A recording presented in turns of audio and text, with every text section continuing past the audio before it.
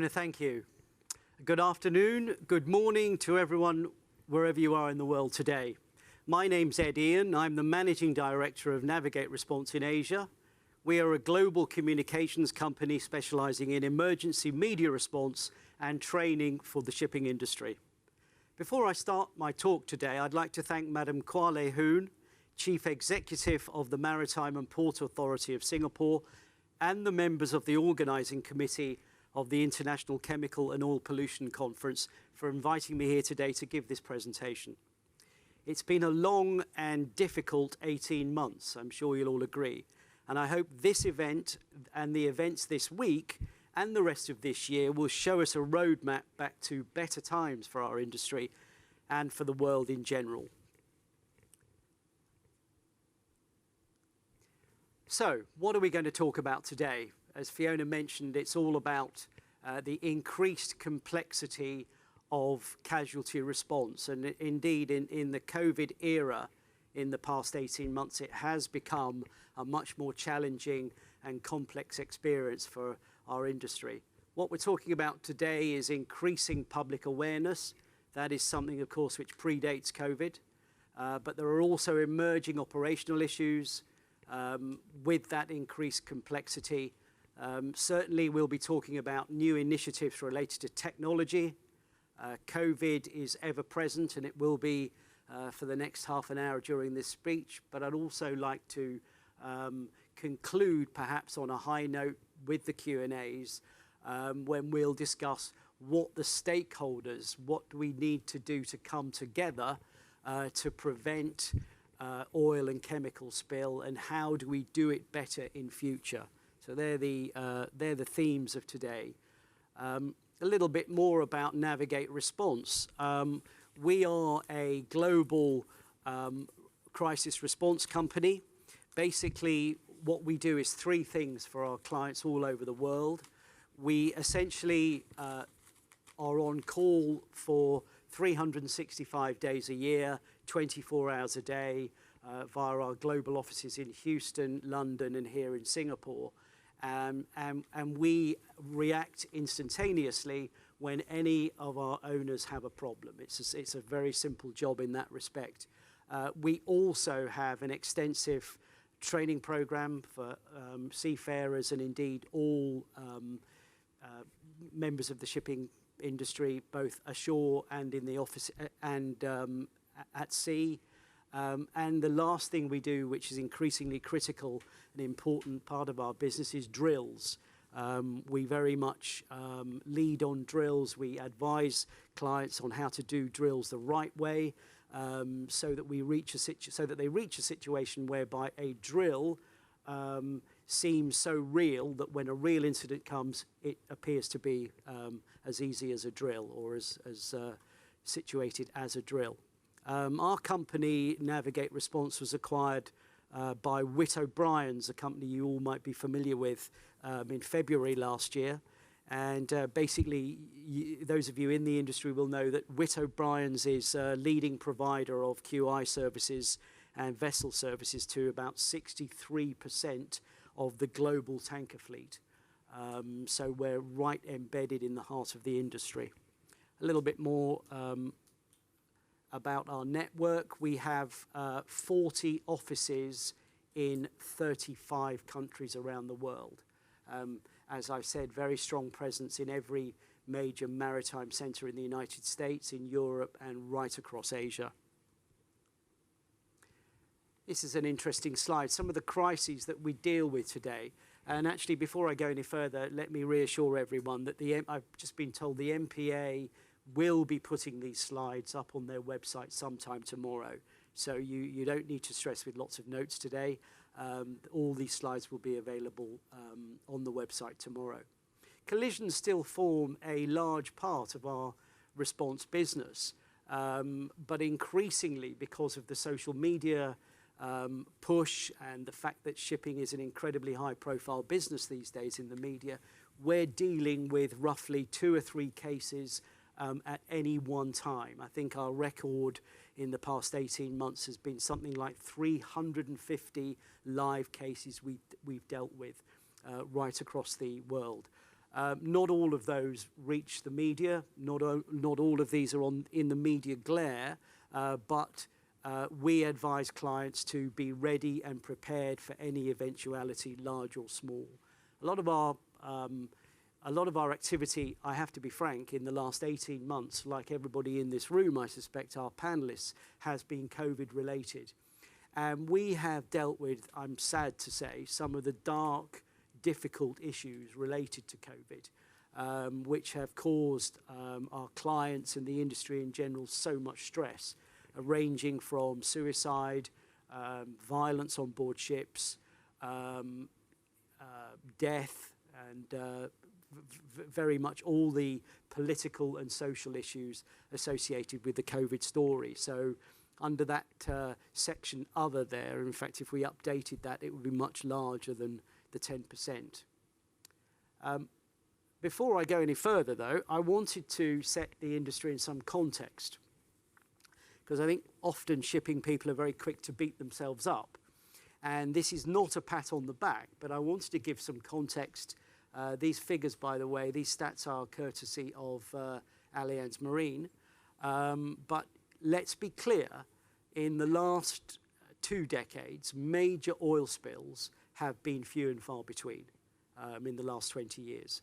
Last year, there were 149 total losses, which represents a 50% decline in the last 10 years. So, you know, things are getting better.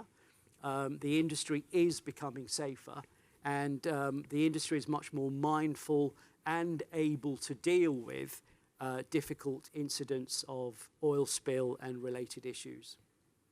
This is a slide from ICOPCE, the International Tankers Owners Pollution Federation. This shows that the volumes of oil and gas cargoes have grown exponentially in the past 2 decades, especially in this part of the world, of course.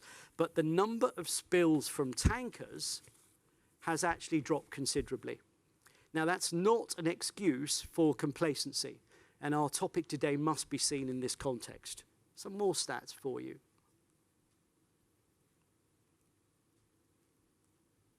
Shipping is now a very public business. I started as a reporter on the Lloyd's List newspaper in London, dare I say it, 25 years ago, and it was very much a clubby private industry. It was very opaque, seen as an offshore business. The only thing people knew about shipping 20, 30 years ago was its dynamic was flags of convenience. It has now given the revolution, I'd call it, in digital technology and the ability to see things instantaneously around the world on our smartphones. It has become a very public industry. And this, of course, is allied to the fact that the industry is under pressure.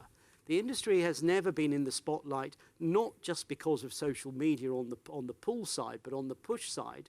We are being, I won't use the word driven, but we are having to face the challenge of decarbonisation.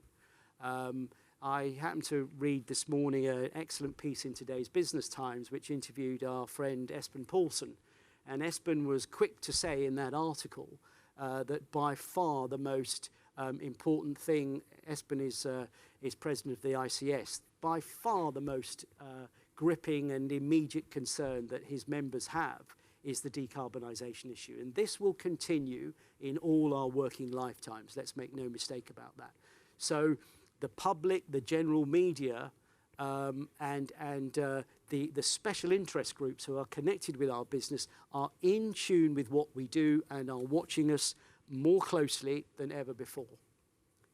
Added to that, there are lots of other complexities. COVID we've mentioned, but also I'm a journalist by background, so our panelists, I've no doubt, from a technical point of view, will share more information about this. But the whole larger vessel issue is also a challenge for us.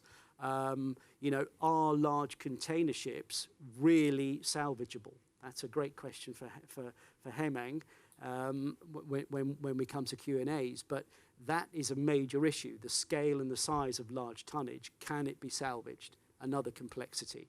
But more recently, we've also seen delays in the supply chain. We've seen what's happened in China recently in some of the ports, and there are others. I won't read all those out. Cyber is also increasingly top of mind in our business when it comes to a risk of business continuity. So all these add to the soup, I'd call it, of complexity. Some more little stats. We did this for a client recently. They asked us, what's the evidence of shipping getting ever more linked to sustainability? And this was just a track of Google searches from 2010 to 2020, which shows the number of times people all around the world key in the two words shipping plus sustainability into the search engine, and you can see again the significant growth there. This is another interesting slide. The blue line there going ever upwards is the references made in the media about shipping in connection with CO2 emissions. Again, since 2010, some of you will see up incredibly fast. But the grey line there, interestingly enough, is the aviation sector. And we all know how much contribution to the CO2, to global CO2 emissions the aviation sector makes. But interestingly enough, the number of references to that industry in relation to CO2 references is actually going down. I wonder why that is. There are other issues we're dealing with every day. The rise of the NGO. This was an incident with a vessel in which Greenpeace boarded. A lot of the NGOs today with a direct stake in the industry are themselves significant PR machines. These are sophisticated operations, well-resourced, with people who have a very strong, some might say, political agenda. It's not all about oil pollution. It's about the behavior and the attitude of the industry towards the global environment. This is another fascinating picture we use in some of our slides for clients. That's actually a picture of an oil spill in Brazil, a significant oil spill. And before any evidence was produced about that incident, the media in Brazil immediately pinpointed the shipping industry. Without any evidence whatsoever, it was seen as another oil spill on Brazil's beaches. It later transpired, of course, that was nothing to do with the industry, and it was a pipeline bust which caused that level of pollution. The media seem to have a Pavlovian dog reaction. When there is oil in the water, when there is a spill, they automatically go and blame the shipping industry, most unfairly, in my experience. It's not just environmental. We've talked about COVID a little. I'm sure we're going to talk about COVID more in the panel, but this is an existential threat or challenge to our industry. And I come from a family of seafarers, so it affects me personally. But it is an industry which is now grappling with such a crisis, which is also, on the one hand, existential, but on the other hand, ignored still by so many governments, by the people in authority, and a lack of real consolidated effort to make this better. It's still ongoing. The media cover it with a remarkable lack of sympathy for our seafarers, I have to say that, compared to other frontline workers in the battle against COVID. I'm going to give you a quick rundown now on an incident which we dealt with earlier this year. That is the extraordinary picture, one of the first pictures which came out of that vessel, the Ever Given, which was very much, an incident which we were heavily involved with from the beginning, acting, I'll declare an interest, we acted for the managers of that ship as well as the P&I club. And this case, if I had to say this, was summed up exactly why response has become so much more complex. There was no spill, there was no cleanup, as you all know, but probably this is one of the highest profile cases in terms of the global media attention. We haven't done a study on this, but probably since the Titanic. That picture, by the way, appeared on Instagram, I think about 4 minutes after the incident. For the mainstream media, it's worth explaining, and we see this as media handlers. When there is a major incident, regardless of the type of tonnage, every ship becomes a tanker. We are struggling with this concept every time, and indeed this vessel was referred to for the first 24 hours of the news cycle as a supertanker. So, you know, it's not about tankers as such. It's about the fact that when the mainstream media get interested in shipping, it's all about tankers and oil. Most unfair, but that's very much a perception that the mainstream media have. This is a quick summary of some of the coverage. You might not be able to see some of the stats there, but obviously it went up. Still quite a significant news story for probably 6 weeks, 2 months after the incident actually happened. Very little coverage on the first day. It took some while for the mainstream media to react, and they reacted in very different ways. It became not so much a story about shipping, but a story about the blockage in world trade, the effect that the ship or the position of the ship in the canal was having on world trade. Then it skyrocketed after that first Instagram photograph I saw you. And then interestingly enough, sometimes, as we say here, good news is big news. When she was refloated, that's when the media reached peak news in terms of the volume of coverage that was around the world. These are some of the trending themes which we picked up in our searches, but you know, very constant, very intense, day after day after day. And again, one of the many angles of this case was, of course, the claim made by the Suez Canal Authority, garnered so much publicity. I'm pleased to say most of the negotiation between the parties in that case was done behind closed doors, and I'm hopeful to say that there was an amicable or sensible outcome in the end. But the $1 billion, the close to $1 billion claimed when the first engagement was made from the SCA was obviously headline grabbing, and they were throwing in things like you know, loss of reputation of the canal, and it just added to the media frenzy that here we have a standoff between the Egyptian authorities and the owners of the vessel and the insurers. The impact on global trade was very much a strong angle here, and this went on day after day.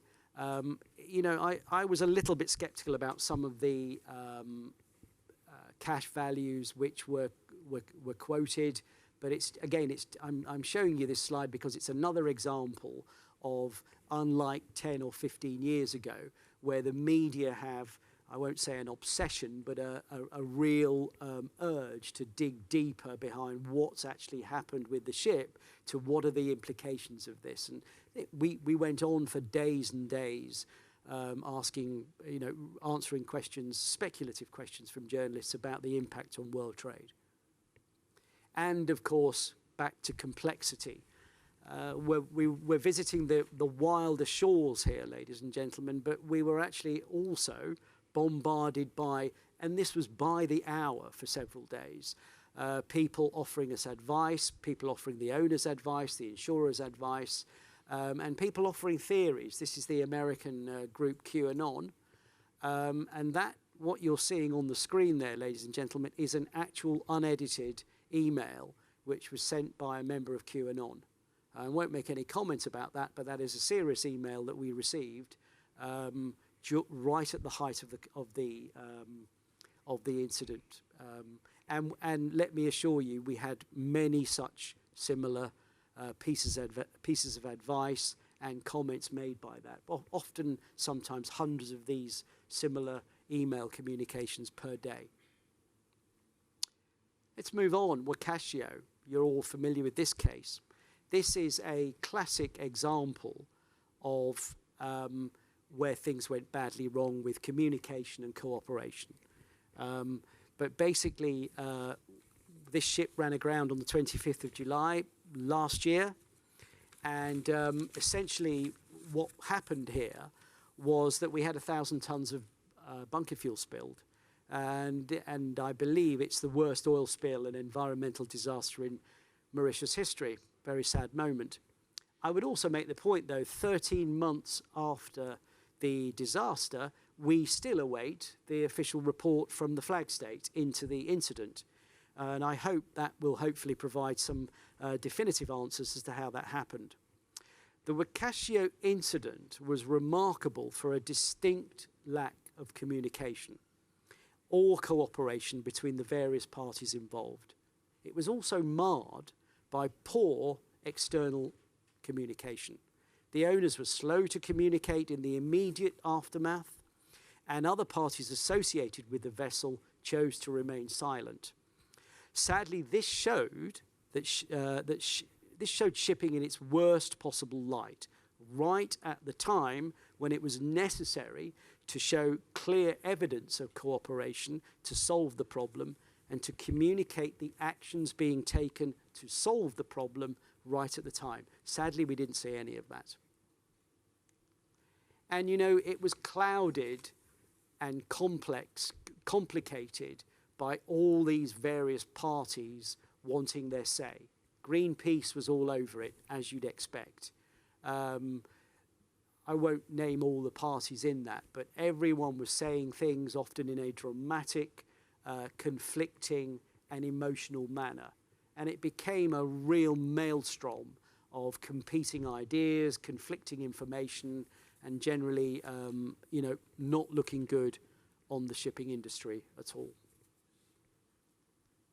Let's just offer, if we may, some solutions on this. You know, this is, I would say, different authorities around the world, different areas of the world have different approaches. But basically, I'm not saying it's the best system, but it has been known to be a very effective system. And this is the American way. I think this was born out of the Open 90 Act after the terrible Exxon Valdez back in 1989. And this system has developed in a high degree of sophistication ever since those days. And basically, the Joint Information Center is something which is set up when the US Coast Guard decides to establish a unified command in relation to an incident in United States waters.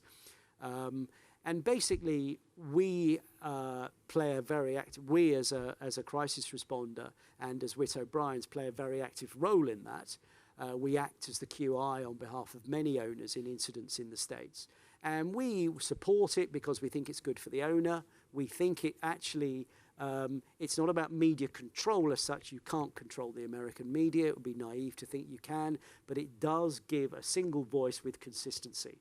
And that is something which everyone in the industry should aspire to. You should ask yourself as an owner or an operator, if you have an incident there, should you take part in it? And I think the answer is mostly that you should. It's not mandatory to participate in a JIC, in a Joint Information Centre. But the role of the Public Information Officer, the role which we play, by the way, is absolutely central within the Joint Information Centre. There are lots of benefits. You're able to maintain your own company's identity within the Joint Information Centre. It also allows you to correct and insert company-specific information into what the Coast Guard and the other the oil spill response authorities might be saying about the incident. Very useful, and it does help you if there are misimpressions and misinformation. It gives you a powerful platform with which to correct misinformation.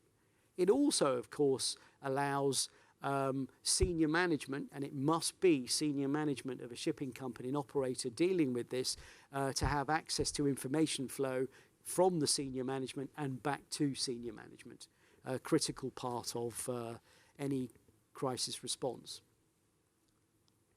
Singapore is different, but just as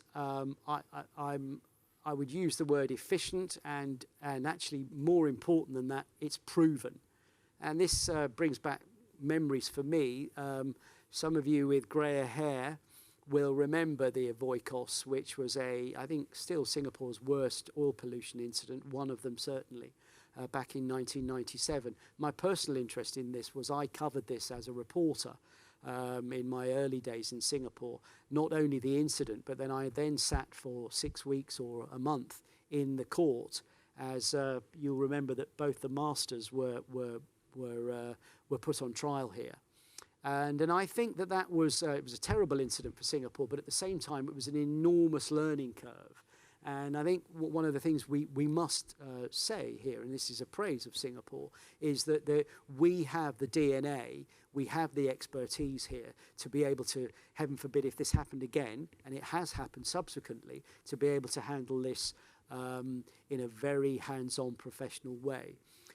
What was apparent in ICOPCE were several things which I think since then have been enhanced.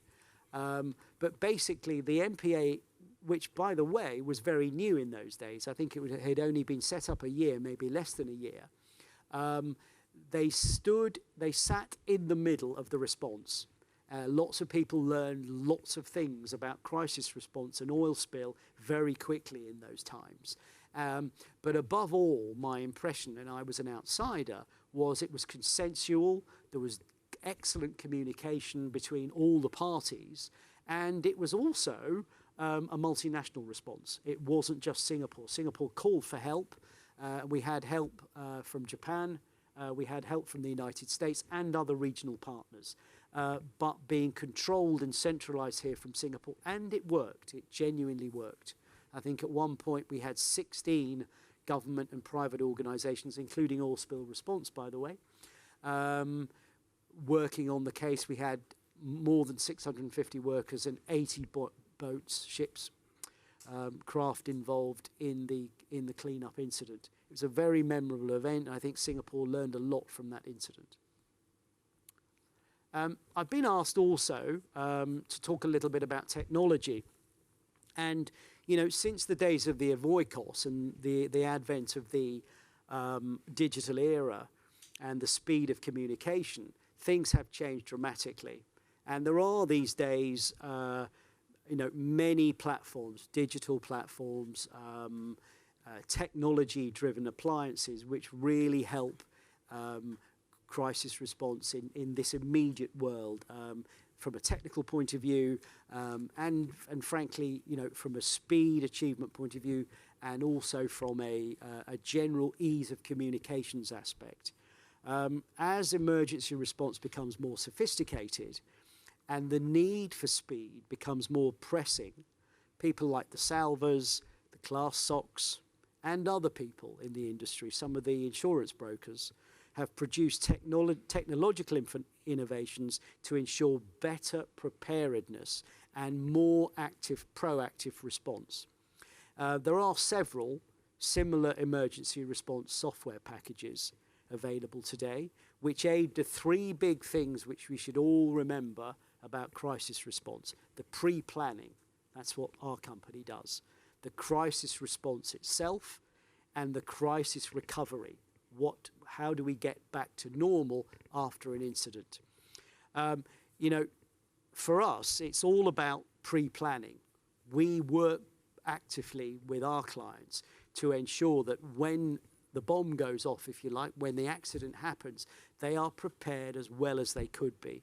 And this is just a very quick example. We have several similar platforms like this, but for example, we're always amazed when we use this in a crisis room. This is an online platform which we've developed ourselves in-house, which simulates a social media onslaught. And we can run it in real time, we can do it in an hour, we can do it over a whole course of a day, but it simulates, we have to build it with content beforehand, but it simulates a social media attack. And we find that this is, as an inject into a drill, really does raise the adrenaline levels in crisis rooms. It makes people think, oh my God, oh my goodness, how do we react when we have thousands of people barking at us and screaming at us on Facebook? And of course, our training, our teaching really helps people understand, and senior management in particular, what should you respond to, when you should respond to it, and what should you ignore. It is not physically or mentally possible to respond to every single piece of information, content, comment spewed out on social media. So it's all about testing a drill team's ability to react in a live circumstance. And we find it very useful, and we think our clients do too. Some more solutions as I draw to a conclusion here. I know the panel are all itching to say something. As we've said throughout the talk, all parties in an incident need to work more closely. You saw what happened in Wakashio. It's not about blame. It should be the maturity and the transparency of coming together to say there is a problem, how do we work together to solve it? The time for finger pointing, the time for blame is another time. That is not the moment to be pointing fingers and blaming.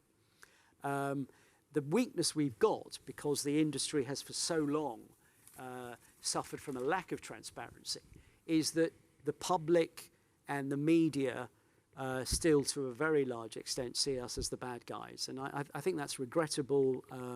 I'm a great believer in the fact that the shipping industry, and there are stats to prove this, has improved since the time that I started in the business. Every good response, as we say there, must fight a current of bad perception, poor perception. And it's up to us, really. This is a call to arms. It's up to us to come together and try and make this better. Every badly managed crisis damages everyone in the industry, the good guys as well as the bad guys. Again, it's a Chinese saying, I believe, but every crisis can also be an opportunity. Just quickly here to wrap up. These are, as far as we're concerned, the 4 essentials. And this is the pre-planning, really. This is very much about pre-planning and getting it right at the most basic level. We would urge everyone to have a detailed shore and vessel contingency plan. Now, most owners, every owner that we deal with has that. But it's not just having that on the shelf and dusting it down when you have a problem. Sadly, there's still too much of that. That document, ladies and gentlemen, needs to be live, dynamic, constantly updating, and above all, understood by your senior management, your colleagues, and your staff. It is not something to file away under sea for a rainy day. And then allied to that, and we are a very strong advocate and proponent of that, is injecting your communications, I'd call it your media response, into that contingency plan. Indeed, I would argue that your media plan, your media response plan, should be at the heart of your overall contingency plan. As I've said, media training at all levels. Now today, that's an essential component for the very simple reason is today's media, particularly the younger generation of reporter, they don't want to talk to guys in suits like me or sadly the gentleman on this panel. They want to talk to the stressed out captain who's just done 8 hours on the bridge or and is coming ashore in a helicopter. They want to talk to the second mate who's just been the victim of a terrorist attack on board and narrowly escaped with his life. They want to talk to the cold and tired and isolated crew who've just been landed on a dock or in a terminal that they in the middle of the night where they don't know what's going on. They don't even know which hotel they're going to. They want actuality. They want to be able to get to, I'm sorry to say this, the most vulnerable of our community. And this is back to my point about training. This is why everyone at every level of a company in the shipping industry should have some kind of media training. We're very passionate about this. We will never stop saying this. And of course, where possible, and we have, you know, dare I say it, I don't want to give too much of a plug to these wonderful gentlemen to my left, use the most professional and trusted external resources. Absolutely critical. Where you don't have the in-house resource, and let's be frank, most owners do not, use your trusted outside partners to get this right. That's what I'd like to say. Thank you very much for listening to me this afternoon. Thank you.